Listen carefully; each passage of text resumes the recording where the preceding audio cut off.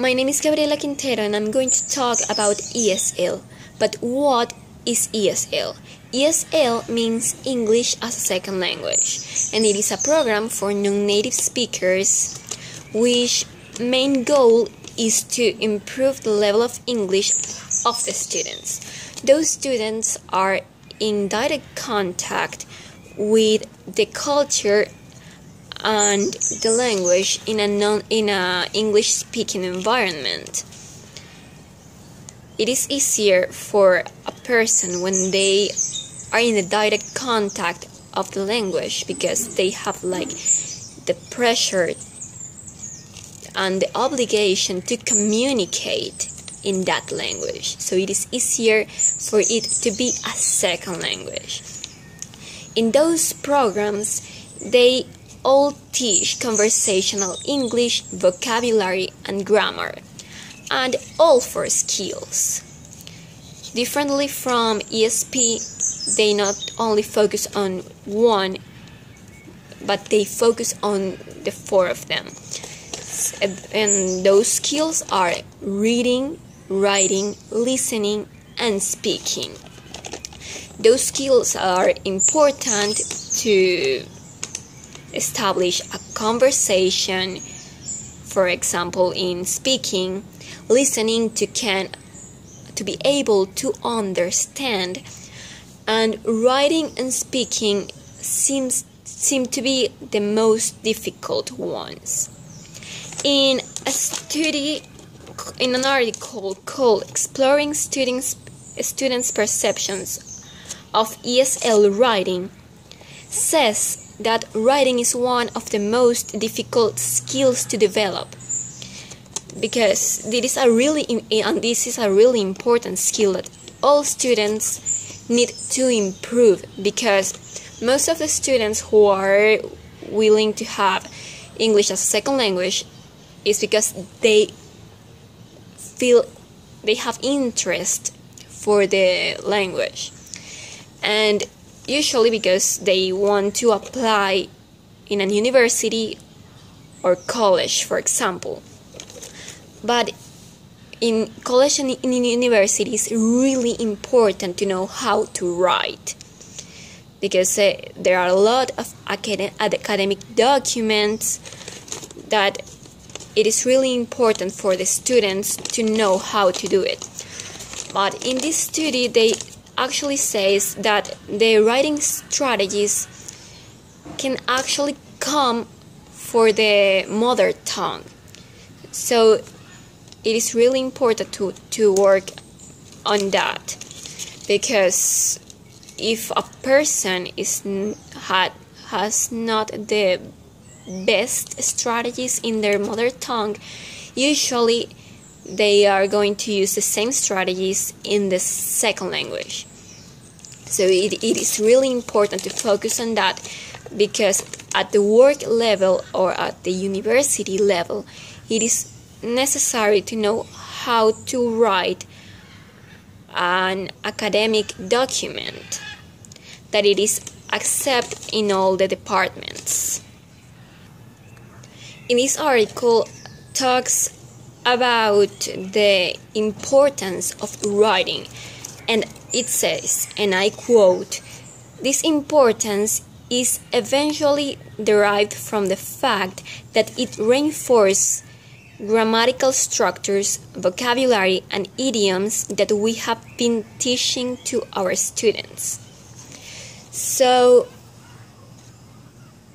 learning how to write, it is really important because, as it says, it reinforces the vocabulary, the grammar, and it makes people more flexible with the language.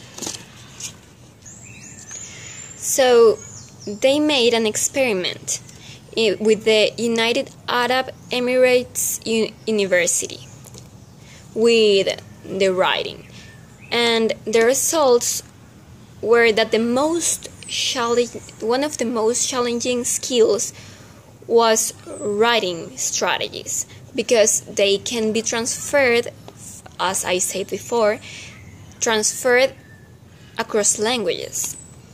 because students usually employ or try to think how they work with the mother language to use it on this new language.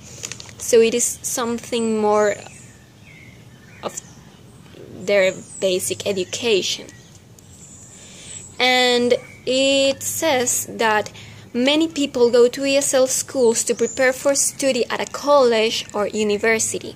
So one of the main goals is to learn to produce a well-structured piece of writing accepted in all their academic departments. So that's one of the main points we have to keep in mind while learning a second language. In this case, it is English. On the other hand, we have grammar, that it is essential for writing and spoken communication, reading and spoken communication, because it has an essential role in the success or failure of formal communication. So in those courses, it is important to learn grammar, because it is the basic of the language. If we don't know the grammar or the vocabulary, sometimes it can be complicated, and even more when we want to be formal. So in an article called ESP Students' Views of ESL Grammar Learning, they talk about a grammar model, and it has 4 stages. The first one is called confrontation, in which the teacher tell each student to work reading and underlining some grammatical features on a text.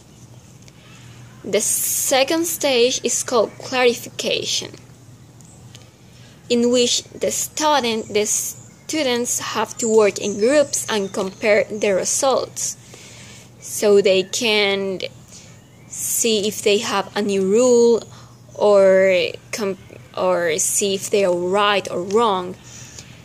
The third stage is confirmation, in which the teacher explains all the grammatical rules, so the students can learn what they did wrong and how they can do it better. And the last one is consolidation, because after failing or the first time and then having the explanation of the teacher, they can put it to practice and learn. That's an effective way of learning grammar, and that's the good thing about the second languages, because they are pushed to work in that environment, in an English-speaking environment. So they have to learn, they have to write, they have to speak, and listening is one of the other important characteristics and skills they develop. They are important, so in all classes they unconsciously tend to develop listening, because they have to listen, they have to be careful, and when they listen, they can see how the language works, how is the grammar, learn vocabulary. And another skill, important skill, is reading. Reading is important to learn vocabulary, and it